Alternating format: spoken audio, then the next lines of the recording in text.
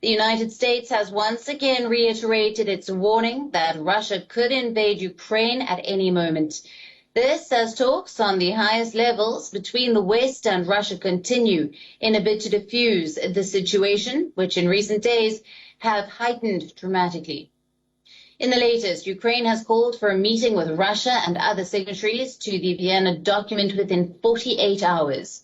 Ukraine's foreign minister, Dmytro Kuleba, said Russia had ignored formal requests to explain the buildup of troops, and the next step was meeting face-to-face to get transparency about Russia's plans.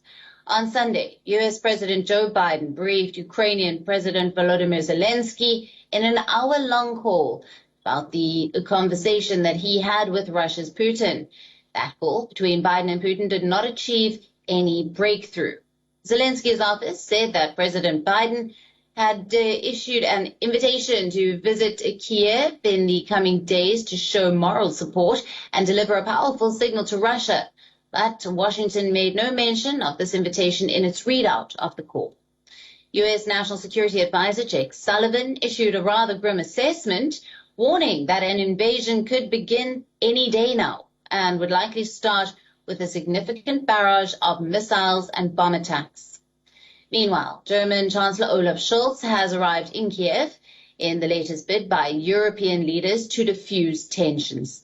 He will also visit Moscow tomorrow.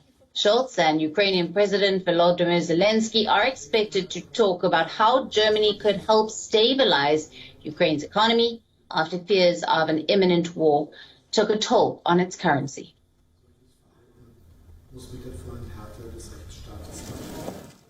Now, for more on this, WION correspondent Trent Murray is joining us live from Berlin. Hello to you, Trent. Thank you for being with us on this broadcast. Now, on the eve of his departure, the German Chancellor has warned Russia of tough sanctions in case it invades Ukraine.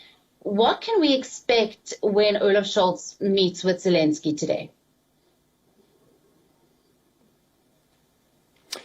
Well, it is a very big 48 hours for Chancellor Olaf Scholz, if you will, kicking off this shuttle diplomacy, trying to diffuse tensions in the regions. In his words, this is all about trying to prevent a war in Europe. And so he will make his first stop in Kiev today for those direct talks with the Ukrainian government to more or less try and get a read of the situation from the Ukrainian side. But of course, he does fly in at a time when tensions continue to ratchet up. As you say, more and more warnings being issued by European capitals and Washington that an attack could take place really at any moment now, given that troop build-up by Vladimir Putin.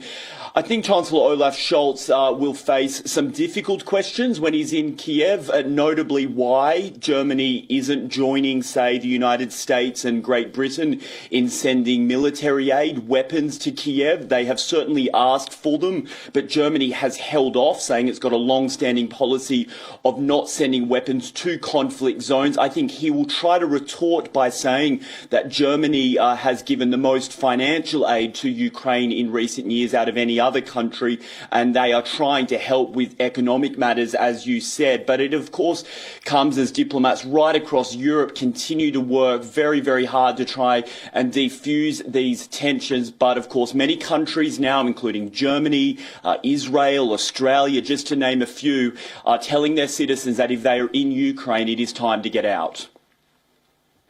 Right. Trent, next he'll be meeting with President Putin in Moscow. Now, the visit follows France's President Emmanuel Macron's meet with Putin. Can we expect some kind of breakthrough here with Olaf Scholz? Well, there's a lot of pressure, I think, on this meeting, and I don't think the Chancellery here in Germany is trying to overestimate what they will be able to achieve. Of course, we know President Macron has held many of these, President Putin, I should say, has held many of these meetings with foreign leaders, and it doesn't seem to have de-escalated the situation too much. But nevertheless, Chancellor Scholz will go in with a message that he essentially has briefed already, saying that Germany is demanding immediate signs of de-escalation from Russia and that any further military aggression will have heavy consequences for Moscow. Now, specifically, what he is alluding to there is economic sanctions, also geopolitical sanctions. The big one, of course, everybody likes to ask about here is Nord Stream 2, that gas pipeline, which is due to open any day now, that will pump more gas from Russia directly to Germany. A lot of pressure on Berlin to make it clear to Vladimir Putin that if an attack takes place, that pipeline will not go ahead. He's been a little bit coy in trying to make public pledges on that, but we expect it will form part of the discussion. And as I say, Berlin works with a number of other European capitals to try and pull President Putin back here from the brink of war. Right. Thank you very much for bringing us all the latest details coming from Berlin there. We are now available in your country. Download the app now. Get all the news on the move.